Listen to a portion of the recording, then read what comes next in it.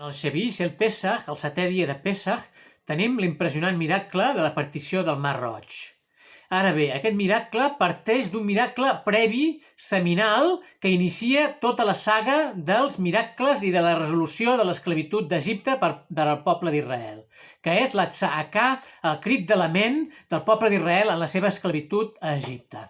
Això va ser un miracle que va sortir de l'interior de l'ànima del poble d'Israel, un acte instintiu que sorgia de l'emunà del poble jueu, i a partir del qual el Creador va sentir compassió pel poble i el va rescatar, va iniciar el procés de rescat del poble d'Israel de la seva esclavitud.